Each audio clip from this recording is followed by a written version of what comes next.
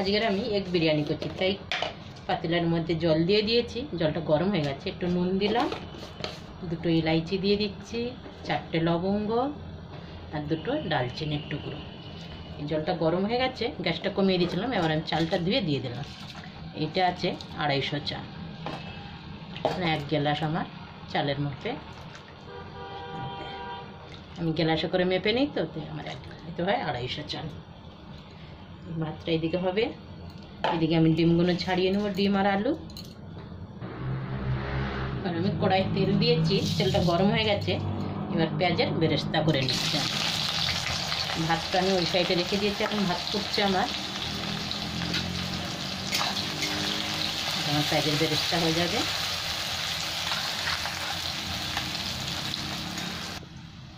এখানে আমার পেঁয়াজের বেরেস্তা হয়ে গেছে, এবার এটা উঠিয়ে নিচ্ছি। এই তেলের মধ্যে আমি আলুগুলো ভেজে নেব, নিয়ে ডিমও ভেজে নেব।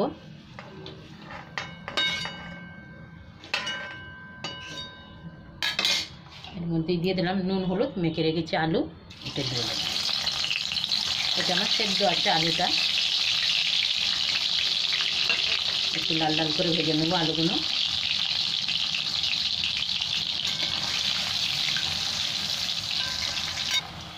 এখানে আমার আলুগুলো ভাজা হয়ে গেছে, সব উঠিয়ে নিলাম আলুগুলো। এই যে 4 টুকরো আলু আমার ভাজা হয়ে গেছে। এবার আমি এই তেলে ডিমটাও ভেজে নেবো। 6টা ডিম আছে, নুন হলুদ মাখিয়ে রেখেছি।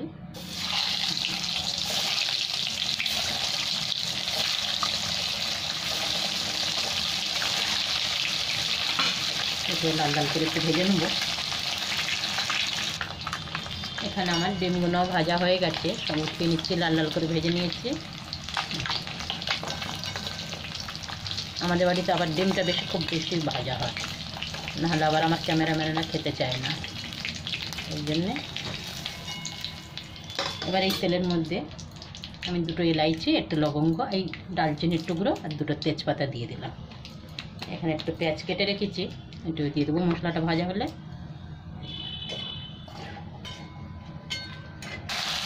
এখানে আমি পেঁয়াজটা দিয়ে দিলাম, আর এই পেঁয়াজটা ভালো করে ভেজে নেব, কেমন ডিমের মশলা হবে সেটা। পেঁয়াজটা লাল লাল করে ভেজে নিয়ে তারপর আমি টমেটো কুচি দিয়ে দেবো।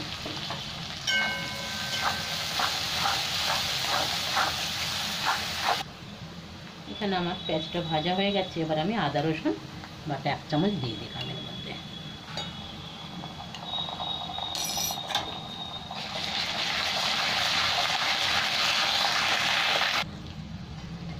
আর এখানে আমি মশলাগুলো দিয়ে দিচ্ছি। আদা রসুনের কাঁচা গন্ধটা চলে গেছে।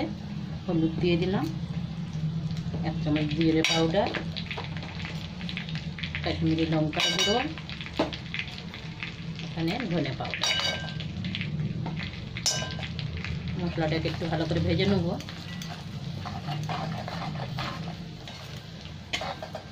এবার আমি টমেটো কুচি দিয়ে দেব।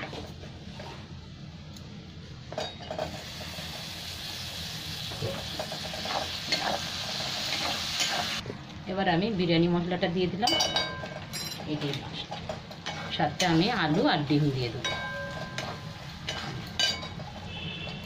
মশলাটা খুব ভালো হয়েছে, যত মশলা ভালো হবে ভাজা, তবে খেতেও স্বাদ হয় খুব।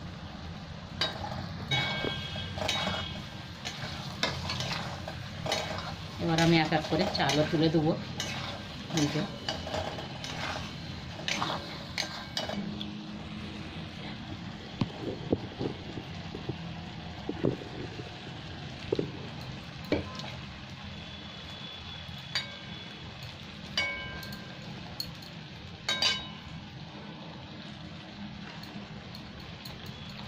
এবার আমি বেরেস্তা দিয়ে দেবো পেঁয়াজের, আর একটু ধনে পাতা দেবো, একটু কেওড়া জল দেবো, দিয়ে ঢাকা দেবো। এটা দমে হয়ে যাবে।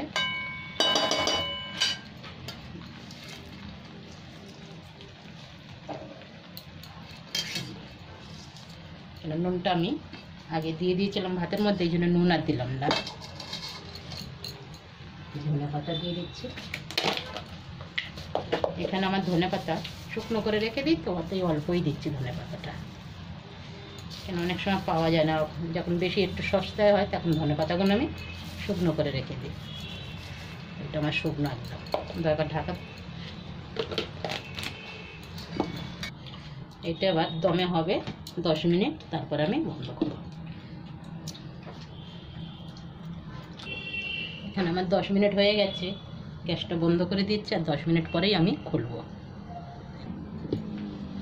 10 মিনিট আমার হয়ে গেছে, খুলে